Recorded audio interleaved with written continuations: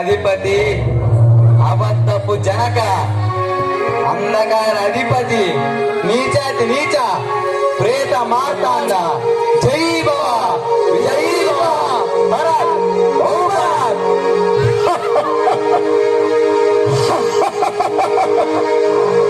అంధకార సంబంధులకు వాయుమండల సమూహమా, అపవిత్రాత్మలారా, దురాత్మలారా, భ్రమపరచు ఆత్మలారా, చాలు చాలు. లోకము దాని సమస్తము మన వశమున ఉన్నట్లేగా. దాదాపుగా ఉన్నట్లే ప్రభు. ఎందుకంటే ఇంటర్నెట్ తో యూట్యూబ్ ఫేస్బుక్ లతో అందరినీ నా వలలో ఈడ్ చేస్తున్నా. అలా అపవిత్రాత్మ బాగా పాడు చేస్తున్నావురా. నేనేమన్నా తక్కువ తిన్నానా ప్రభు? లోకంలోని చెడు కార్యాలన్నీ నావే. ధనాపేక్ష, మోసము, కుట్రలు, కుతంత్రాలు, వ్యభిచారం, మోహం వంటి దుర్మార్గ కార్యాలను ప్రేరేపించి సకల ప్రజలను నాశనానికి జోగేటట్లు చేసేది నేనే కదా. అవునా? వెరీ గుడ్ రా.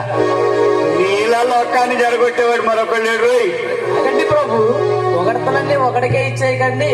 నేను అసలుకే మీ నీడలో బ్రతికే బ్రహ్మపరిచే ఆత్మని. నేను ఉన్నానని గుర్తించండి. నేనైతే ఉన్నది లేనట్లుగా, లేనిది ఉన్నట్లుగా మార్చి ఆ ప్రజలు దేవుడిని మరిచి వాళ్ళు కోరుకున్న వాటిని పూజించి ఆరాధించేలా చేస్తాను. ఇప్పుడు ఏకంగా దేవుడే దిగి వచ్చినా ఆ ప్రజలు నమ్మలేరు. మంచి పని. ఈ కష్టాన్ని రాని కొనసాగించు. ఇంకో ఇంకో పెద్దది చేసి ఈ ప్రజలందరూ దేవుని రాజ్యానికి చేరకుండా చేయి. దేవుని సృష్టిని పాడు చేయి. ఆ ప్రభు ప్రేమించే మనుషులు మహాపాపులుగా మారాలి.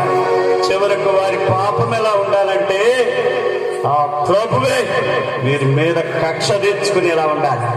మనతో పాటు నరకములో సలసలా కాలిపోయేలా ఉండాలి. ప్రభు, ఈ ప్రజలంటే మీకు ఎందుకు అంత కక్ష? పిచ్చి అపవిత్రాత్మ, వీళ్ళంటే నా కక్ష కాదురా. వీళ్ళని సృష్టించిన దేవుడంటే కక్ష.